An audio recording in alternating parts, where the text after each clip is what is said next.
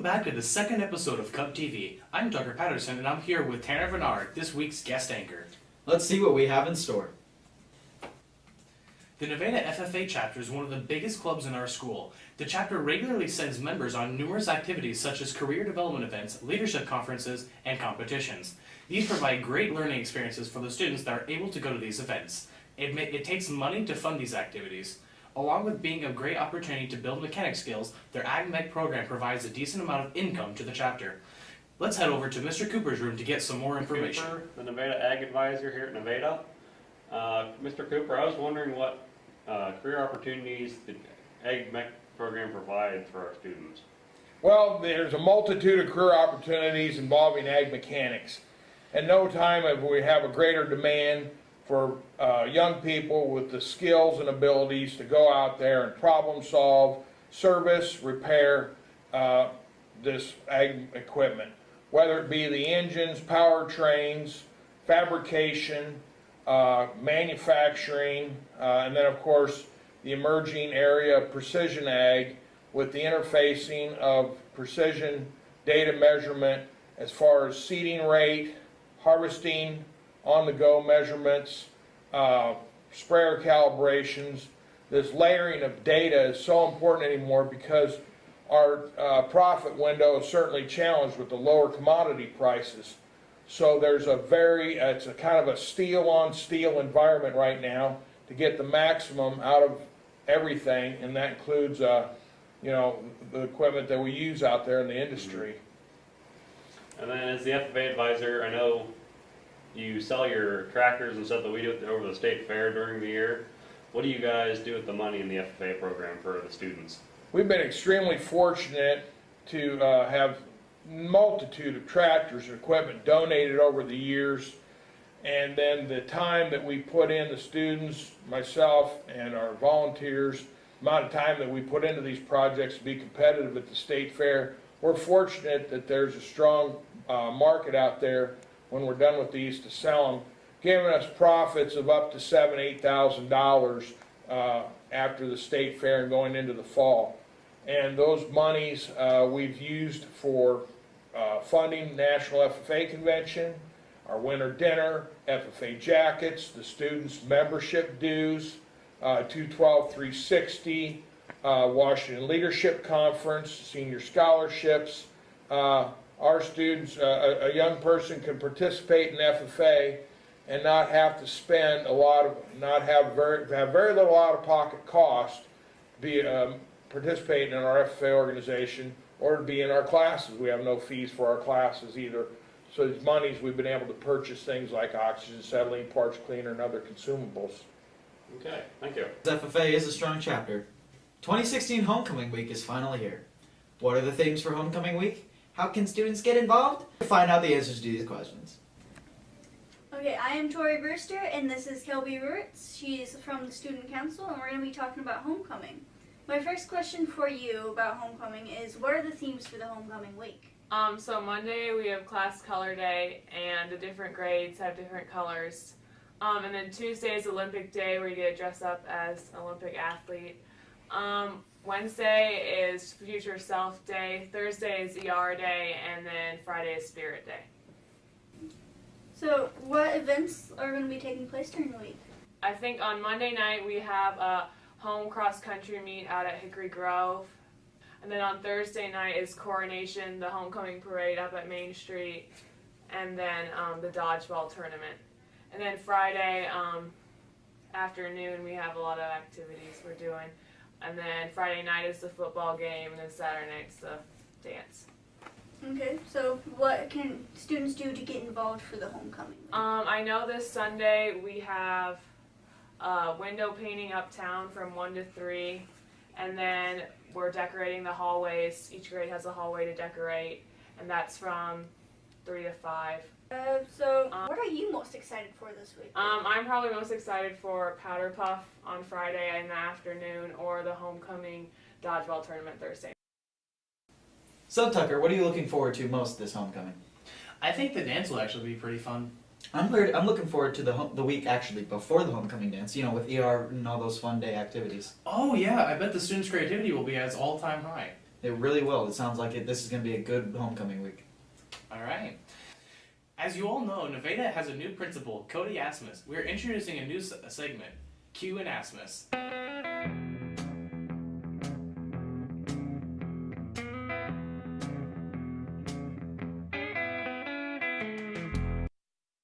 Quick, Preston, got a question for you, man. Are you ready? What do you put in a toaster? Toast. Bread.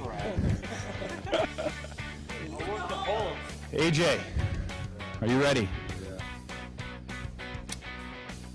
In a one-story house, there's red carpet, there's red ceiling, there's a red wall, there's a red door. What color are the stairs? Not red. Why? What color are the stairs? I don't know. In a one-story house, what color stairs? There's no stairs. There you go. All right, we're going to take a live look into the world of Nevada High School through the eyes of the students. Get some perspective on what the world's like here. Luke, come on over, man. What's the best food Nevada offers in the cafeteria? Meatball subs. Meatball subs. It is. Tell me what's the best thing about Nevada High School. Hi. Question for you. What's the biggest difference from Nevada Middle School to Nevada High School? We go from having a class the whole time around to having only half the year. I would say being around people that are a lot older instead of a lot younger. It's a different atmosphere. Now smile, you're on camera. Best thing about Nevada High School. The teachers. And? The principal. The principal, hey! Jay Calentine, Anthony Ellis. Give us a quick play, real quick, 5 seconds, hit it. Hit it, I don't know, just do something. Show us your skills, you're on camera, man, do it. Okay, that's good. Anyway, on a more serious note, in the past few weeks, America has been criticizing and cheering for Colin Kaepernick. Colin decided that on his own, he would not stand during the national anthem. Many people believed it was very disrespectful to our country and to the people who served. Others, however, approved Colin's stance. Today, we will be interviewing Mark Cadden, Matthew Chitty, and Ross Mitchell of the football team. Let's head to the stadium to hear from Connor and Sydney. So I'm outside Nevada Cup Stadium right now with Matthew Chitty, who will be addressing the Colin Kaepernick's actions during the last game. So, Matthew, what is your opinion on Colin Kaepernick's kneeling at the football game?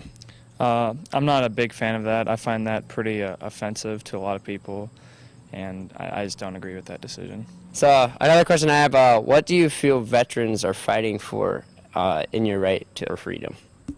I mean, I don't really know how to answer this, but I think they're definitely fighting for our freedom, and they do, his actions need to be represented. I think that's a poor choice on his part. I mean, that's disrespectful to a lot of veterans that have served and lost their lives, especially when he kneeled during 9/11. I thought that was definitely really disrespectful. But yeah, definitely not a fan. Yeah. So how is the flag portrayed to you? Well, for me, I think it represents our freedom as a nation, how we have a choice every day of what we want to do and what we don't want to do, and I think. Yeah, that's how our flag is portrayed to me. All right, thank you. Hi, I'm Carl Klein. I'm here with Mark, and I'm here at the stadium, and I wanted to ask a few questions to Mark. So, Mark, what is your opinion on the matter of Colin Kaepernick kneeling? Well, I think it's good the way he's doing it. He's protesting an issue that he perceives to be there, and he's doing it in a way that doesn't disrupt anyone. He's just being silent, not standing for the flag. I think that's the good way to do the protest. All right, another question I have is, do you feel that by Colin's actions, do you feel that they are offensive or not really to the country? I don't feel they're offensive. Many people are calling him unpatriotic, but I think it's more patriotic to say there's an issue and then stand out and actually try to do something about that issue. I think that's what he's doing, and I think that's a lot more patriotic than just doing nothing. Yeah.